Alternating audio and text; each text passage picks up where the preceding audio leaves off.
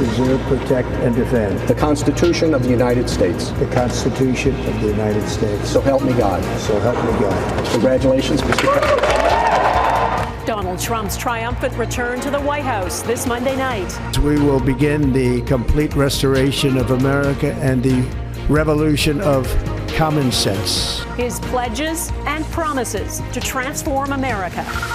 Canada dodges Trump's tariffs for now. I think no mistake about it. He's coming for us. The strategy to try to keep them from becoming real.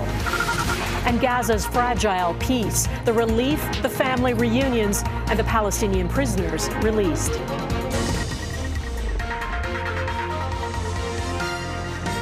Global National with Donna Friesen. The golden age of America begins right now. From this day forward, our country will flourish and be respected again all over the world. He is officially back in office. Donald Trump sworn in today for a second term, sounding like a man who believes he was destined for the role. Because of the cold weather in Washington, the ceremony was moved inside the U.S. Capitol and took place in the same hall where Trump supporters tried to stop the peaceful transfer of power 4 years ago. In keeping with tradition, Trump's wife and family were there, along with former presidents, including Joe Biden, and Kamala Harris, who ran against Trump and lost. And alongside them, billionaire tech titans Jeff Bezos, Mark Zuckerberg, and Elon Musk, a sign of the influence they wield. Those who wish to stop our cause have tried to take my freedom and indeed to take my life. I was saved by God to make America great again.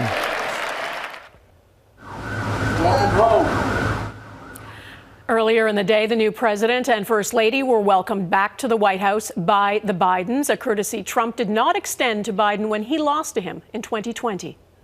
Good evening and thanks for joining us. It was a peaceful transition of power, unlike 4 years ago when Donald Trump refused to show up for Biden's inauguration. Now, emboldened by his big victory, Trump has laid out how he intends to reshape America. He's pulling out of the Paris Climate Accord, vowing to drill, baby, drill, and declaring the United States would adopt an official policy of recognizing only two genders, male and female.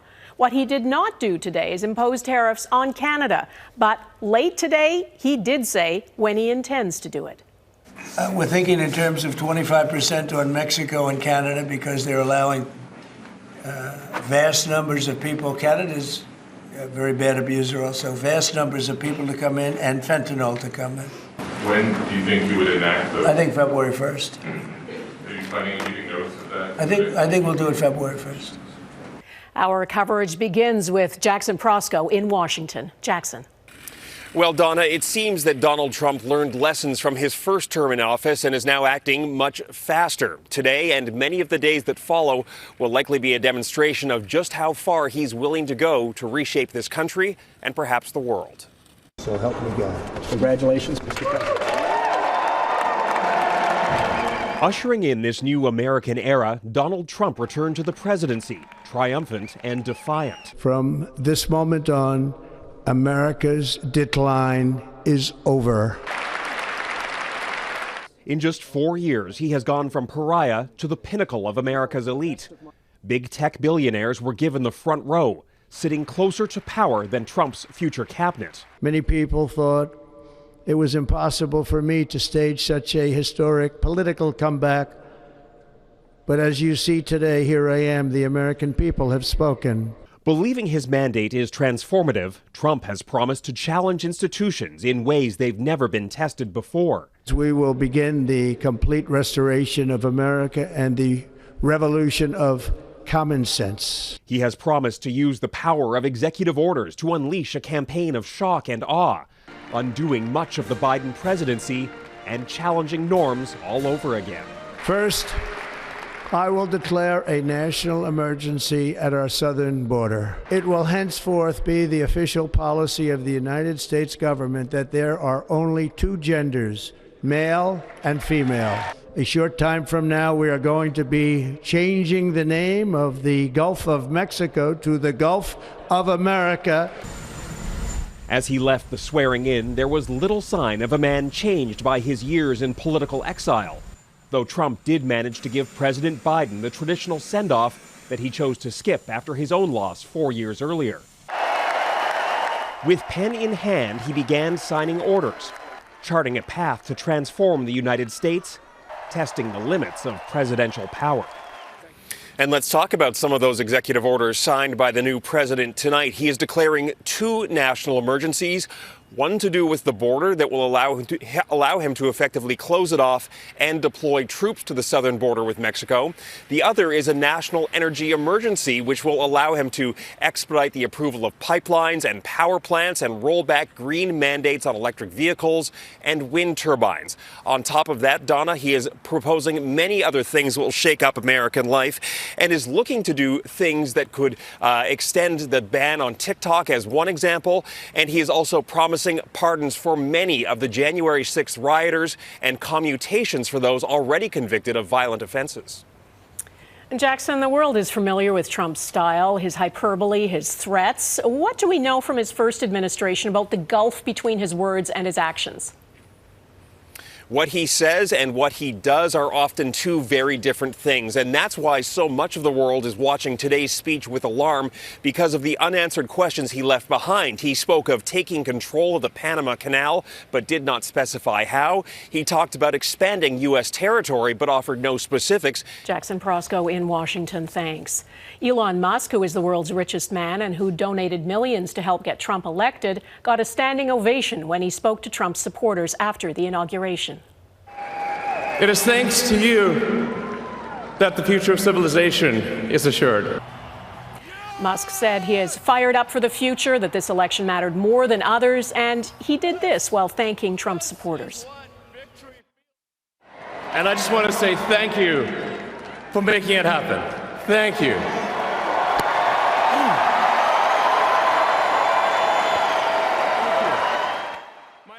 Trump has put Musk in charge of what he calls the Department of Government Efficiency, or DOGE. It's tasked with cutting government waste, and it's reported a number of staff have already been hired.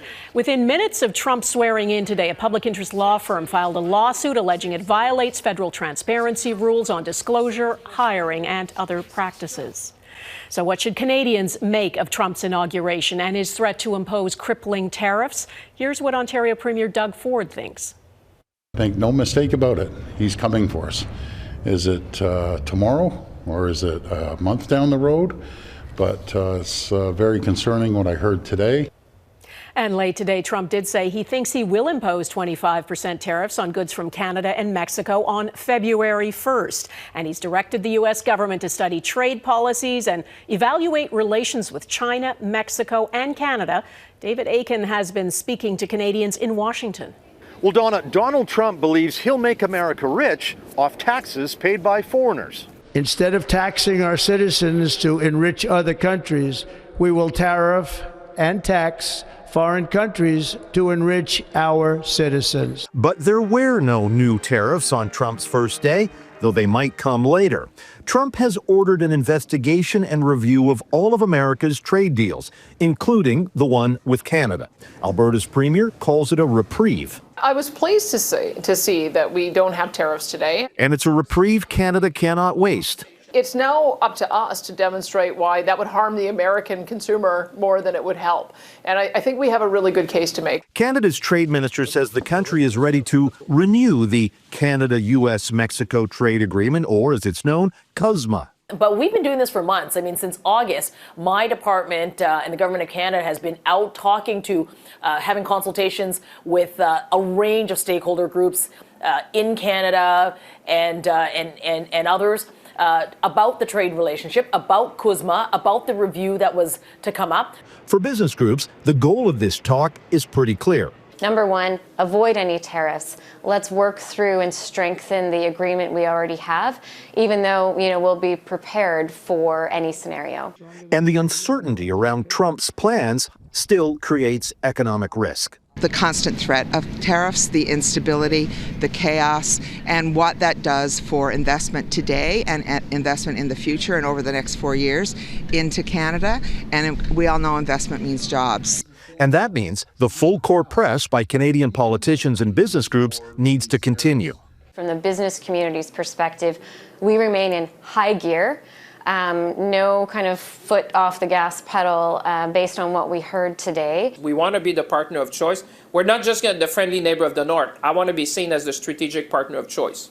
Business leaders and provincial government representatives have also been telling me that this tariff reprieve, so long as it lasts, should be used to, first of all, diversify Canadian trade, and second, get rid of interprovincial trade barriers. That, they say, would be the best thing to prepare Canada's economy for whatever trade decisions the United States might make. Donna? Okay, David Akin in Washington, thanks. It is no time to be complacent, and that tariff threat was front and center at a gathering of Liberal cabinet ministers today. Mackenzie Gray has been speaking to some of them. Mackenzie.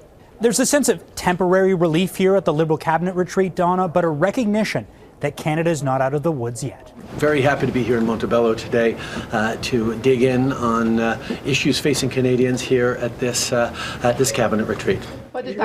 No mention from the Prime Minister of Trump or tariffs, but it's what will dominate the cabinet conversation. We have to be prepared, and that's exactly what our government is doing. Sources have told Global News the federal government was prepared to bring in $37 billion worth of tariffs today if Trump followed through on his threats.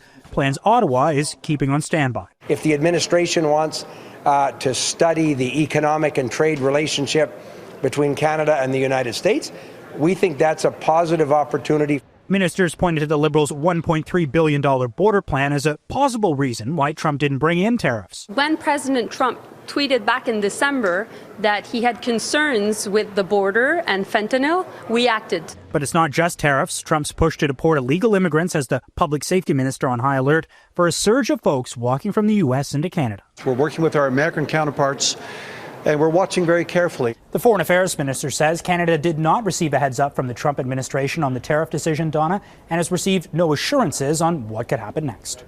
Mackenzie Gray, thanks.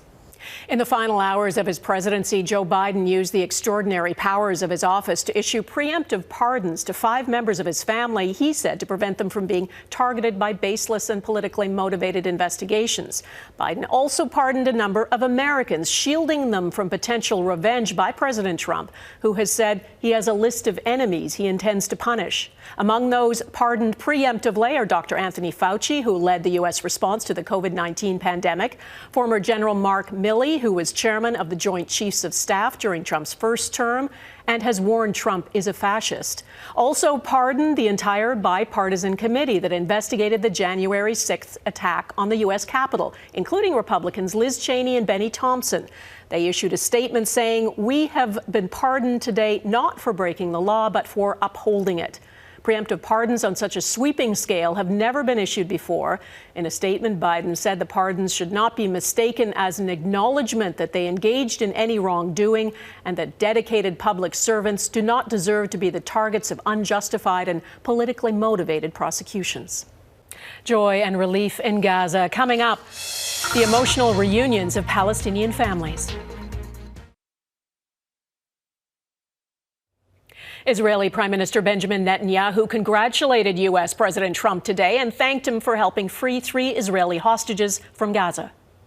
I look forward to working with you to return the remaining hostages, to destroy Hamas's military capabilities and end its political rule in Gaza, and to ensure that Gaza never again poses a threat to Israel. Netanyahu has said this ceasefire is temporary. What that means for the future of the remaining hostages and for Gaza is unclear. Jeff Semple is in Tel Aviv tonight. Jeff. Donna, for the first time in well over a year, people across this region woke up to peace. Even surrounded by death, Gaza suddenly surged back to life. Street markets reopening, buzzing with activity, as 2 million residents tried to return to their homes and pick up the pieces. I feel alive again since I came back home, even if it is rubble, she says. 600 aid trucks are now arriving each day, compared with just 40 trucks before the ceasefire. And Palestinians in the West Bank are also embracing a homecoming. 90 Palestinians imprisoned by Israel were released overnight, sparking celebrations in the streets. Most were women, including Nida Zakabi, reunited with her 3 young children. The lawyer was arrested 5 months ago, accused of supporting terrorism. Her husband is still in prison. يعني هذا شعور أكيد لا يوصف. The feeling is indescribable, she says. I have never been away from my daughters for so long. The list of those released included Palestinian political activists, while others are convicted murderers. This is my father. Maytel Offer's father was killed a decade ago. Yeah. The 61-year-old former Israeli colonel was attacked in his home by 2 Hamas militants armed with axes. Offer was stabbed dozens of times. One of his attackers, who confessed, is now on the list of those set to be released from prison. He's a bloody hell terrorist. Ofer said at first she was horrified. But when she saw these images of the 3 Israeli hostages reunited with their families, she says the sacrifice was worth it. When I saw the 3 women having a hug from their mothers and from their families, I really felt that my father is hugging me. For the first time since the hostages were released, their 3 Israeli families faced the cameras with a message. Please keep on fighting for the remaining 94 hostages who need to come home. There are too many other families who are waiting to hug their loved ones or bring them back for a proper burial. 30 more Israeli hostages and nearly 2,000 Palestinians are set to be released over the next 6 weeks, with the next exchange now scheduled for Saturday, Donna. Okay, Jeff Semple in Tel Aviv. Thanks. Still ahead, how world leaders are reacting to Donald Trump's return to the White House.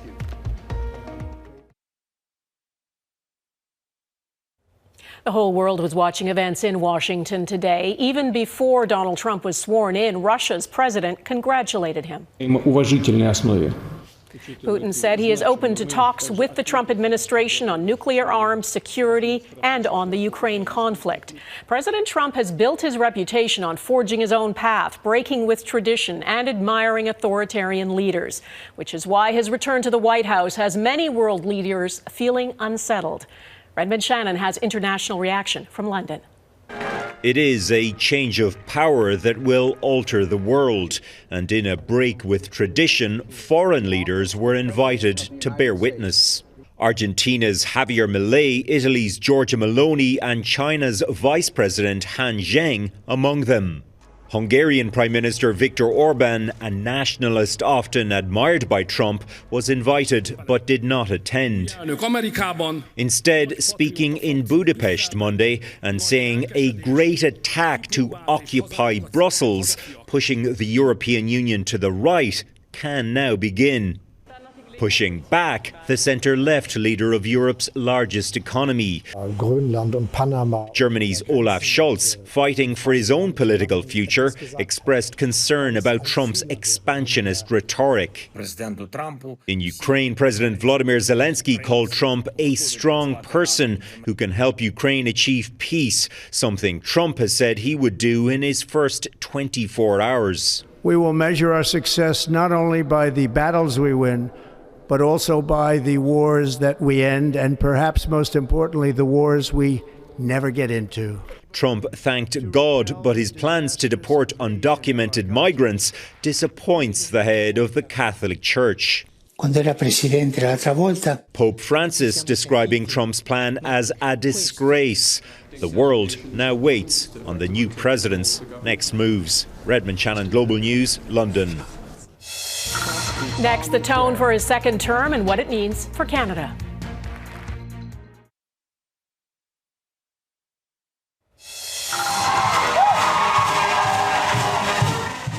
Former U.S. President Joe Biden and his wife Jill boarded Air Force One for a final time today as they vacated the White House.